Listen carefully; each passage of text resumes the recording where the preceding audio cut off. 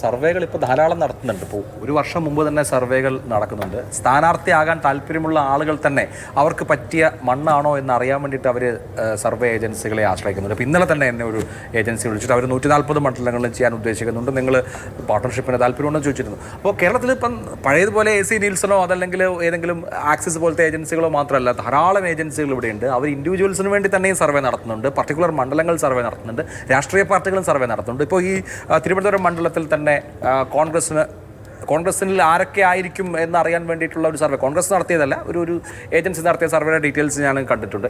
ഇത് പേര് കൊടുത്തിട്ടാണ്. ഇപ്പോൾ VS ശിവകുമാർ, KS ശബരിനാഥൻ എന്നൊക്കെ പറഞ്ഞ് പേര് കൊടുത്തിട്ട് ജനങ്ങളോട് ഒരു സാമ്പിൾ എടുത്തിട്ട് 1000 എന്ന നിലയിൽ സാമ്പിൾ നിശ്ചയിച്ച് ആ ജനങ്ങളോട് ചോദിച്ച് കിട്ടുകയാണ്. സാമ്പിൾ പറഞ്ഞു ഇരിക്കുന്ന നിങ്ങൾക്ക് 4 പേര് ആരോടെങ്കിലും നിങ്ങളോട് ചോദിച്ചോ? സർവേ മെത്തഡോളജി എന്ന് പറയുന്നത് 1 ലക്ഷം പേരുള്ള ഒരിടത്ത് 100 പേരല്ലേ, 150 പേര് 1 ലക്ഷം പേരോടും ചോദിച്ചിട്ടല്ലല്ലോ സർവേ എടുക്കുക. അങ്ങനെയല്ല പറഞ്ഞത്. പക്ഷെ അങ്ങനെയാണെങ്കിൽ ആ സാമ്പിളിന്റെ ഇപ്പം ഞാനൊരു ഉദാഹരണം പറയും. ഇപ്പം നമ്മൾക്ക് പരിചയമുള്ള ആരുടെ അടുത്തെങ്കിലും വന്നിട്ടുണ്ട് ഈ സർവേയുടെ ഒരു ആധികാരികത കൂടിയുണ്ട്. അതുകൊണ്ടാണല്ലോ കഴിഞ്ഞ തവണ ഉടുമ്പൻചോലയിൽ 1000 വോട്ടിന് ജയിച്ച മന്ത്രിയായ MM മണി ഈ 2021 അദ്ദേഹം അവിടെ മത്സരിച്ച് അദ്ദേഹം വൻ ഭൂരിപക്ഷത്തിൽ തോക്കുമെന്നാണ് സർവേ. 30,000 വോട്ടിനാണ് മണിയാശാൻ അവിടെ ജയിച്ചത്. ആ സർവേ പൊളിഞ്ഞു പോയതാണ്. സ്വീകരിക്കുന്നതിനകത്തൊക്കെ തെറ്റുകൾ പറ്റാം, അത് സ്വാഭാവികമാണ്. ചെന്നിത്തല പറഞ്ഞതുപോലെ എന്റെ പേര് ആ സർവേയിൽ ഇല്ലാത്ത നന്നായി വിചാരിക്കുന്ന ആളുകളുണ്ട്. പിന്നെ ഫോണിൻ സർവേ ഉണ്ട്. എനിക്ക് കോള് വന്നിട്ടുണ്ട്, നിങ്ങൾ ഞങ്ങൾ കേരള നിയമസഭാ തെരഞ്ഞെടുപ്പിന്റെ ഭാഗമായി എന്ന് പറയും.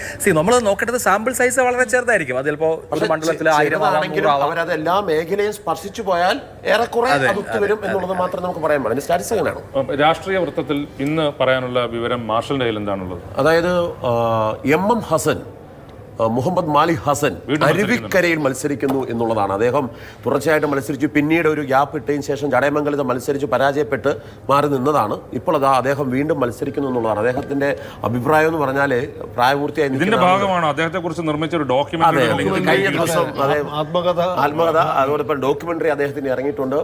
ഹസൻ മത്സരിക്കുന്നു എന്നുള്ളത് സത്യം പറഞ്ഞാൽ ആദ്യമേ പറഞ്ഞത് വിജയസാധ്യത മാത്രമാണ് UDF പരിഗണിക്കുന്നതാണ് പറഞ്ഞത്. VD സതീശൻ പറഞ്ഞിരുന്നു ഞങ്ങൾ വിജയസാധ്യതയാണ്. അവരുടെ വയനാട്ടിലെ മീറ്റിംഗ് കഴിഞ്ഞപ്പോഴും അവർ പറഞ്ഞതാണ്. അപ്പം അദ്ദേഹം മത്സരിക്കുന്ന മണ്ഡലം അരുവിക്കരയാണ്. അപ്പം അരുവിക്കരയിൽ അത്രമാത്രം വിജയസാധ്യത MM ഹസൻ ഉണ്ടോ എന്നുള്ളതാണ് അറിയേണ്ടത്. ഈ MM ഹസൻ മാത്രമല്ല, ഉടുമ്പൻചോലയിൽ MM മണിയും മത്സരിക്കും. അവിടെയും CPM ഉറപ്പിച്ചിട്ടുണ്ട്. അവിടെ അവർ പറയുന്നത്, കാരണം നമ്മളിപ്പോൾ ഉറപ്പിക്കുന്നത് അതായത് ജില്ലാ നേതൃത്വങ്ങളുടെ ഒരു ഇതാണ്. അവിടെ പാർട്ടി പറയുന്നത് മണിയാശാൻ അല്ലാതെ പാർട്ടിയുടെ രീതി അനുസരിച്ച് നമുക്കറിയില്ലേ. ഇപ്പൊ ജില്ലാ കമ്മിറ്റി ഒരു പേര് നേരെ സംസ്ഥാന നേതൃത്വത്തിന് വിടുന്നു, അത് അംഗീകരിക്കണമെന്നില്ല. സംസ്ഥാന നേതൃത്വം വേറൊരു പേര് ഇങ്ങോട്ട് കൊടുക്കും. ചിലപ്പോൾ ഈ പേരുമായിട്ട് അവിടെ ചെന്ന് ജില്ലാ കമ്മിറ്റി റിപ്പോർട്ട് ചെയ്യുമ്പോഴത്തേക്ക് ഇത് പറ്റില്ല എന്ന് പറയും. പക്ഷേ ഏറ്റവും അവസാനം സംസ്ഥാന നേതൃത്വം അത് അടിച്ചേൽപ്പിച്ച സംഭവങ്ങളുണ്ട്. ഇതെല്ലാം മാറിയില്ലേ? അതിങ്ങനെ പറയാം. പക്ഷേ വേറൊരാൾ അവിടെ ജയിക്കില്ല എന്ന് പാർട്ടിയിലെ ജില്ലയിലെ മുഴുവൻ പേരും പറയുമ്പോൾ അതെങ്ങനെ പറയും? പിന്നെ അദ്ദേഹത്തിന്റെ ആരോഗ്യ പ്രശ്നങ്ങളും മറ്റു കാര്യങ്ങളും ഒക്കെ തടസ്സമായി വരാം. ഇപ്പം മണിയാശനെ പോലെ തന്നെയാണ് നമ്മൾ ആരും പ്രതീക്ഷിക്കാത്ത ഒരു കാൻഡിഡേറ്റ് ചിലപ്പോൾ കോട്ടയത്ത് മത്സരിക്കാതെ സുരേഷ് കുറുപ്പാണ്. സുരേഷ് കുറുപ്പിന്റെ പേര് കോട്ടയത്ത് പരിഗണിക്കുന്നുണ്ട്. കോട്ടയം മണ്ഡലത്തിൽ തിരുവഞ്ചൂരിനെ പരാജയപ്പെടുത്താൻ വേണ്ടി അദ്ദേഹത്തെ ഇറക്കണമെന്നാണ് അവിടെ പാർട്ടി ആഗ്രഹിക്കുന്നത്. എന്ന് മാത്രമല്ല, നമ്മൾ അതിന് തൊട്ട് മുമ്പത്തെ ഒരു പ്രശ്നം എന്ന് പറഞ്ഞാൽ വിസ്മയമാകുമോ സുരേഷ് കുറുപ്പ് എന്നുള്ള രീതിയിലേക്ക് കഥകൾ വന്നിരുന്നു. അത്തരം കഥകൾ വരുമ്പോൾ അതിനെല്ലാം ചേർത്തുകൊണ്ടാണ് PV അൻവർ അല്ലേ സുരേഷ് കുറുപ്പിനെ അദ്ദേഹത്തിന്റെ പാർട്ടിയിൽ കൊണ്ടുപോയേക്കും എന്നുള്ള രീതിയിലുള്ള അത്തരം വാർത്തകൾ വന്നപ്പോഴാണ് ഈ പുതിയ വാർത്ത വന്നിട്ടുള്ളത്. അതുകൊണ്ട് മണിയാശാനായാലും സുരേഷ് കുറുപ്പായാലും PV അൻവറിന്റെ മോഹം ഒരു വല്ലാത്ത മോഹമായിരുന്നു. PV അൻവറിന്റെ മോഹത്തിനകത്ത് ഒരു പക്ഷേ നമ്മൾ മനസ്സിലാക്കേണ്ട ഒരു കാര്യം, അദ്ദേഹം തെരഞ്ഞെടുപ്പ് പ്രചരണം തുടങ്ങിക്കഴിഞ്ഞു. ഒരുപക്ഷെ ഈ രാജീവ് ചന്ദ്രശേഖരന് ശേഷം രണ്ടാമത്തെ സ്വയം ഒരു മണ്ഡലം പ്രഖ്യാപിച്ച് അവിടെ നിയമസഭാ തെരഞ്ഞെടുപ്പിനുള്ള രാഷ്ട്രീയ പ്രവർത്തനം നടത്തിക്കൊണ്ടിരിക്കുന്ന രണ്ടാമത്തെ വ്യക്തി ഇപ്പോൾ അദ്ദേഹമാണ്. ബാക്കി എല്ലാവരും ഞാൻ മത്സരിക്കും എടുക്കും എന്നൊക്കെ പറഞ്ഞെങ്കിലും ഇതുവരെ അതിന് ഇറങ്ങിയിട്ടില്ല. അപ്പോൾ PV അൻവറിനെ സംബന്ധിച്ചോളം അതനുസരിച്ച് അദ്ദേഹം നിൽക്കുകയും മുഹമ്മദ് റിയാസ് അവിടുന്ന് ഭയന്നോടും മറ്റൊരു മണ്ഡലത്തിലേക്ക് അദ്ദേഹം മാറും എന്നുള്ള തരത്തിലുള്ള വാർത്തകളുമുണ്ട്. അത് പക്ഷേ എത്രത്തോളം സത്യസന്ധമാണെന്നുള്ള അങ്ങനെ ചെയ്താൽ അത് രാഷ്ട്രീയ ആത്മഹത്യ. സ്വന്തം മണ്ഡലം വിട്ട് വരുന്നു എന്ന് കേട്ടാൽ വേറൊരു എനിക്ക് തോന്നുന്നില്ല. റിയാസ് കാരണം ആദ്യത്തെ ഫസ്റ്റ് ടൈമാണ്. സ്വാഭാവികമായിട്ടും രണ്ടാം തവണയും ബേപ്പൂരിൽ റിയാസ് മത്സരിക്കും എന്ന് തന്നെയാണ് എനിക്ക് തോന്നുന്നത്. മാത്രമല്ല ബേപ്പൂർ എന്ന് പറയുന്നത് CPM സംഘടനാപരമായി നല്ല അടിത്തറയുള്ള, കോഴിക്കോട് ജില്ലയിൽ ബാക്കി എന്തൊക്കെ പറഞ്ഞാലും CPM അങ്ങനെ അടിപതറാൻ കഴിയാത്ത വിധത്തിലുള്ള സംഘടനാ സംവിധാനമുള്ള സ്ഥലമാണ് ബേപ്പൂർ. തെരഞ്ഞെടുപ്പ്. 91 കോലിബി സഖ്യത്തെ പോലും അതെ അതെ മറികടന്ന് അതും രാജീവ് ഗാന്ധിയുടെ മരണത്തിന് ശേഷം നടന്ന തെരഞ്ഞെടുപ്പിൽ. അതുകൊണ്ട് അത്ര എളുപ്പമല്ല ശരിക്കും. പിന്നെ ഈ അരുവിക്കരുടെ കാര്യം പറഞ്ഞല്ലോ, ശരിക്കും MM ഹസൻ അവിടെ ഒരു മികച്ച സ്ഥാനാർത്ഥിയാണെന്നാണ് എൻ്റെ അഭിപ്രായം. കാരണം കോൺഗ്രസിന് നല്ലൊരു അടിത്തറയുള്ള ഒരു മണ്ഡലമാണ്. ജി കാർത്തികൻ വളരെ കാലം വിജയിച്ച മണ്ഡലമാണ്. അപ്പോൾ കോൺഗ്രസിൻ്റെ ഒരു മുതിർന്ന നേതാവ് മത്സരിക്കുന്നത് ശക്തനായ സ്ഥാനാർത്ഥി എന്ന നിലയിൽ അത് ശരിക്കും ഹസൻ ഒരു നല്ല സ്ഥാനാർത്ഥിയാണ്.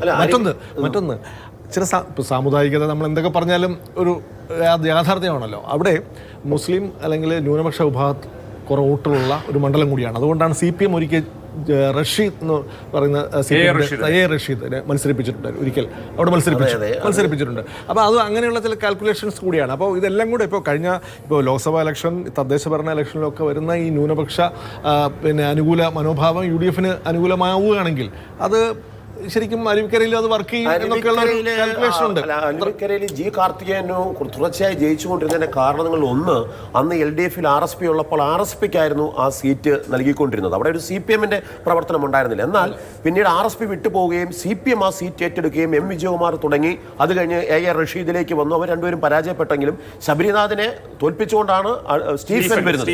ജി സ്റ്റീഫൻ അവിടെ വന്നതിന് ശേഷം മാറ്റമുണ്ട്. ജി സ്റ്റീഫൻ മാറും. അതല്ല, പഞ്ചായത്ത് തദ്ദേശ തെരഞ്ഞെടുപ്പിന്റെ റിസൾട്ട് വെക്കുമ്പോഴും അവിടെ LDF പിന്നോട്ട് പോയിട്ടില്ല.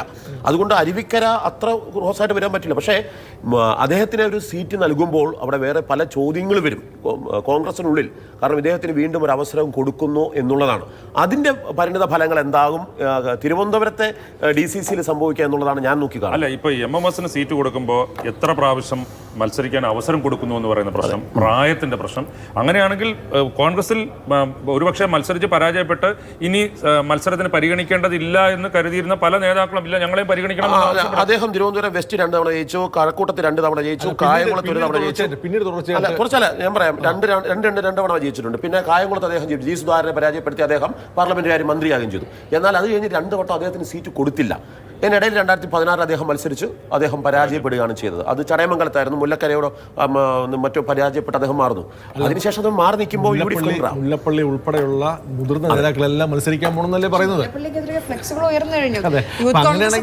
ആ ഒരു തന്ത്രമായിരിക്കാം, മുതിർന്ന നേതാക്കളെല്ലാം മത്സരിക്കട്ടെ എന്നുള്ള. മുല്ലപ്പള്ളിയുടെ കാര്യം പറയുമ്പോൾ മുല്ലപ്പള്ളി സീനിയർ നേതാവ് മുല്ലപ്പള്ളിയെ പോലെ ഒരാളാണ് പരാജയപ്പെടാതെ എവിടെയൊക്കെ CPMന്റെ കോട്ടകത്തളങ്ങളുണ്ട്. അവിടെ കണ്ണൂർ ലോക്സഭാ മണ്ഡലത്തിൽ എത്ര തവണ അദ്ദേഹം MP, അദ്ദേഹം അബ്ദുള്ള കുട്ടിയോട് ഒരിക്കൽ തോറ്റതൊഴിച്ചാൽ വടകരയിൽ 2009 തെരഞ്ഞെടുപ്പ് നടക്കാൻ പോകുമ്പോൾ സ്ഥാനാർത്ഥിയിലായിരുന്നു. പൊതുസ്വതന്ത്രനെയൊക്കെ അന്വേഷിച്ച് അങ്ങനെ ഒടുവിലാണ് മുല്ലപ്പള്ളി ഏറ്റവും അവസാനമാണ് മുല്ലപ്പള്ളിയിലേക്ക് എത്തിയത്. മുല്ലപ്പള്ളി ജയിച്ചു.